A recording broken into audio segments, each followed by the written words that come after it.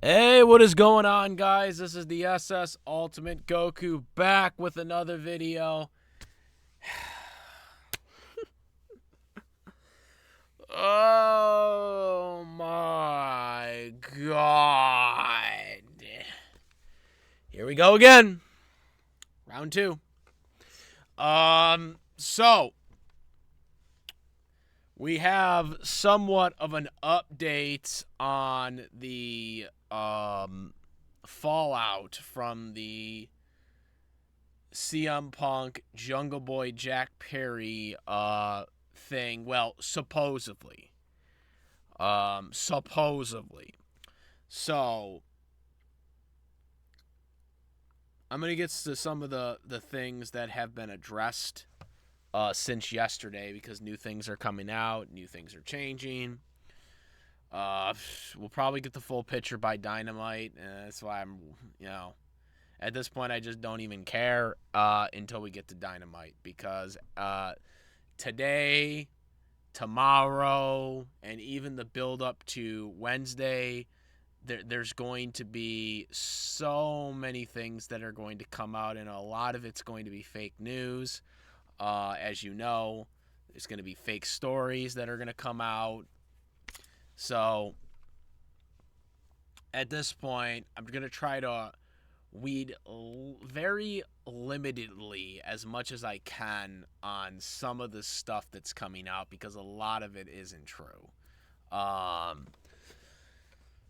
nonetheless, we are going to kind of update some of the stuff from yesterday, which when I made my video on the whole thing on All In, was after I had made that after Miro had come out, aka Rusev, for anybody who doesn't know, from WWE, when he had clarified about the altercation, which I was the only one who correctly pointed this out, which a bunch of many other idiot wrestling journalists misinterpreted Miro's tweet, and said that, oh, he denies that Jack Perry threw the first punch. First of all, as I said in my first video yesterday on this issue, Miro did not say that Jack Perry didn't throw the first punch, or he did not throw the first punch. That is not what he fucking said, you morons. Okay? What he said on his tweet was he simply quoted from a wrestling article from Fightful Select, quoting, "That's fake and untrue." And this was as a whole story, which it also proclaimed that Perry allegedly came at Punk and got choked by Punk. So Miro doesn't specify what part of this article that he was quote tweeting from was incorrect. For all we know, the entire article could have been fabricated, according to Rusev. And that's basically how I interpreted this yesterday. That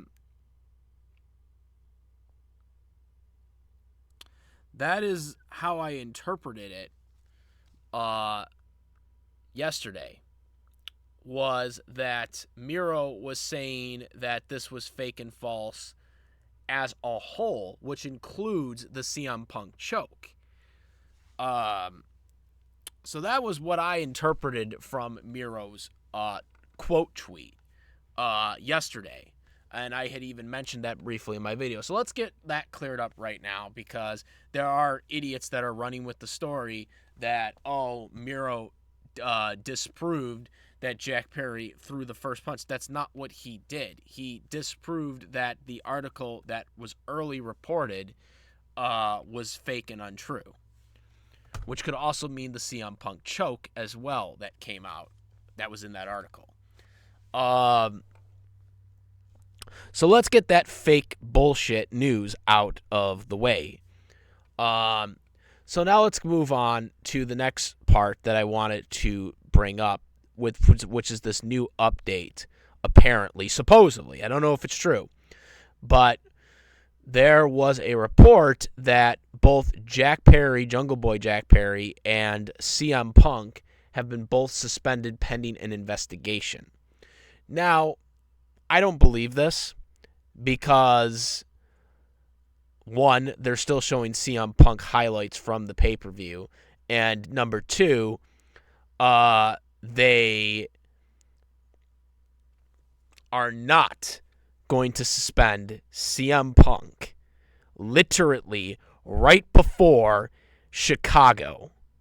Do you understand how fucking dumb it would be to not have Punk at Chicago? I don't know if he'll be in Chicago in Dynamite, but he'll definitely be in Chicago at Collision, and he definitely will be at Chicago at All Out. There's no fucking way he won't be.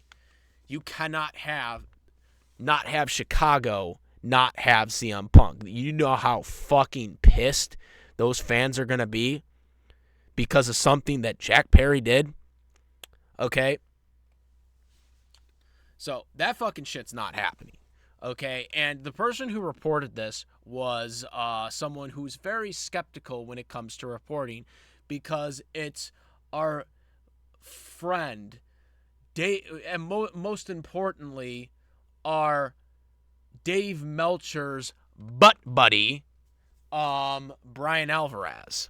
So Brian Alvarez, Dave Meltzer's butt buddy, is reporting this shit. So highly don't believe it. And it's very, very, really stupid business to not have Punk wrestle in Chicago. That's gonna definitely hurt the business. That's gonna definitely hurt their business if they pull him out for the match. That's pretty stupid. Anyways, so still very skeptical on that report by Dave Meltzer's butt buddy. But anyways. So gathering some of the information that has recently come out.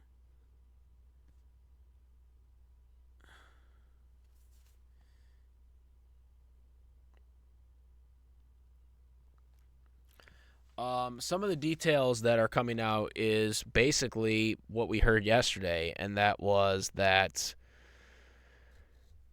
Jack Perry was pissed off about taking a glass spot with real glass. He had an issue that Punk wanted him to use gimmick glass, which, by the way, AEW and a lot of the other people involved also wanted him to use gimmick glass. They didn't want him to use real glass. Name me a time when they have done a car spot where WWE uses real glass. Okay? The one time WCW did it, Goldberg broke his fucking arm. You know? Remember that when he was out for like 5 months in 1999 when he broke his fucking arm? So, using real glass on a car spot is pretty fucking dumb. Because you can seriously injure yourself. But of course, apparently, Jack Perry doesn't give a fuck about that and just wants to be reckless. AEW and Punk wanted him to be precautionary on it, and he decided to do it himself. So he also went into business for himself because this was all boiling up from weeks ago because of Collision. But that is the issue right now. Now, as we know, during the pre-show of All In, Jack Perry faced Hook for the FTW title, which he lost. But during that match, right before that glass spot, he basically, said, "This is real glass, bitch." And basically shooting at CM Punk. I mean, he was directly going at CM Punk for that. After that match finishes, Punk is opening the match between Samoa Joe on the pay-per-view. When the pay-per-view opens up, he's the opening match. Okay? He's in gorilla position. For anybody who doesn't know what gorilla position is, that's basically standing right before you walk out to the entrance way. So you're just right behind the entrance way. It's called gorilla position for the great Gorilla Monsoon. For anybody who doesn't know what we're referring to when we call it gorilla position. So basically, he was standing right before he walks out for this match. Now, keep in fucking mind, and some non-wrestling fans or maybe casual wrestling fans are probably not going to understand this, but think about it this way. You are about to wrestle. You're about to perform in front of 80,000 people on a live TV pay-per-view broadcast. CM Punk is getting ready at this, this hallway in gorilla position right before he's about to walk out to the entranceway to do this match with Samoa Joe.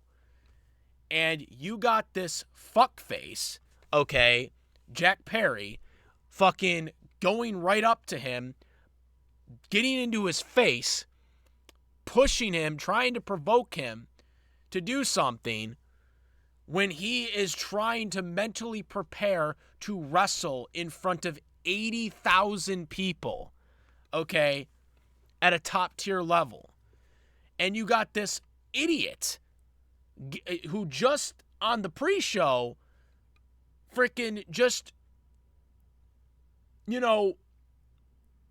basically shooted on him on television, on national television, goes back to the curtain and decides to get into his grill about it when he is about to go on first in front of 80,000 people at this big event that Tony Khan is putting together. And you got this dumbass who fucking thinks that he is above the product. I'm going to tell you right now, and this, some people might be pissed off at me for saying this. If I was Tony Khan right now, Jack Perry would be fired right now. He'd be fired because he instigated the situation. I'm not afraid to say it. I'd fire him for this because he put the whole company in fucking jeopardy. He risked a fucking match that was supposed to go on first, which it ended up going on first still. The match ended up still happening. I mean, when Punk came out, I didn't even notice anything out of the ordinary. Like, I didn't even notice that there, if you were to tell me that there hadn't been an altercation, I would have believed it because there was nothing in that match that indicated that there had something had just happened backstage. Punk put on a great performance. In my opinion, it was the best match of the night, and it was the opening match. All right, it was definitely better than the main event. All right, there's no question. The main event had a lot of fucking problems with it. The whole MJF and Adam Cole dynamic thing, if they were going to turn or if they're not going to turn, vice versa, all that stuff that they were doing with MJF and Adam Cole, I didn't like it at all. Did not like it one bit. Did not like that dynamic. I felt like MJF needed to double-cross Adam Cole. I felt like MJF needed to be the heel. He is basically Ric Flair status. He should not be a babyface. He should be a heel. That is what he's best at. You don't change a genetic heel talent like him that quickly. And I did not like that they decided to do this whole teasing of possibly Adam Cole turning or possibly MJF turning, and then they had the other former partner of Cole coming in there. I didn't like it at all. Did not like it. I think it took away from the match. I think it took away from the match. Punk and Joe stole the show. I didn't think there was any match that was better than that show. And I'm not just saying that because I'm a huge CM Punk fan. I truly believe it was the better match. It was the best match out of all the matches that were going on that night. And that match almost didn't happen because of Jack Perry. Jack Perry went into business for himself. For every person that says CM Punk went into business for himself at the media scrum, okay, last year, literally Jack Perry went into business for himself. He went on national television shitting on a spot that both AEW and CM Punk did not want him to do, and he did it anyways. Okay, for safety reasons, by the way, because what idiot wants to use real glass on a car? Okay, who wants to use a car spot with real glass in wrestling? No one in WWE does it. The one time it was done in WCW, Goldberg was out for like 5 months. Okay, when they tried it in 1999. Okay? Nobody wants to use real glass on a car. Okay, on a car wrestling spot. Nobody does that. Okay, they use gimmick glass. CM Punk was trying to help Jack Perry. Okay, AEW was trying to look out for his safety, and he didn't give a shit. And my take, if I was Tony Khan right now, he'd be fired. He'd be fired because he didn't listen to me, and I'm supposed to be the boss, right? Tony Khan's supposed to be the boss. He's not listening to me. He didn't take advice, and then he went on national television and went into business for himself, and then went into the face of my top tier star who's about to perform in front of 80,000 people to kick off the show and put that match in fucking jeopardy. Okay? He put that match in fucking jeopardy because of his fucking ego. So yes, I know some people are going to say, oh, you're just saying that because you're a CM Punk fan. But if you look at this from a business standpoint, yes, I would have fired him. And I guarantee you, if this had been Vince McMahon in WWE, he would have been fired as well too. Vince McMahon would not have tolerated that bullshit. He would not have tolerated that bullshit. Okay? Nobody is above the brand, right? That Vince always preached, nobody is above the WWE. Well, Jack Perry just basically said that he's above AEW by fucking doing what he did. And that's what people don't seem to understand. They're trying to spin this into the whole narrative that, once again, it's Punk's fault. Punk is a cancer. All this bullshit that isn't fucking true. They are the instigators. All right? The Elite are the instigators. Jack Perry are the instigators. Hangman Adam Page are the instigators. All these incidents that have all happened as a direct result to people shooting on CM Punk on television. That has literally been the reason why this stuff has started in the first place. Every incident that has happened to date with Punk and AEW drama has involved idiots going into business for themselves. That has literally been the callus for everything that has happened. And I don't understand how that's hard to understand. Facts are the truth, and facts don't fabricate anything. The fact of the matter is, CM Punk was 100% right, again, and Jack Perry was wrong.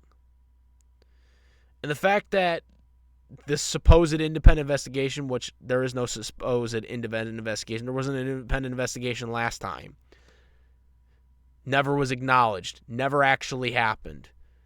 It was just the media making shit up. The journalists making shit up. Okay, there was no independent investigation. There's no independent investigation right now.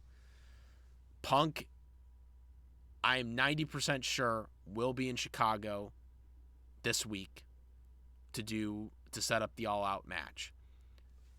There's no way that Punk is not working Chicago. There's no way.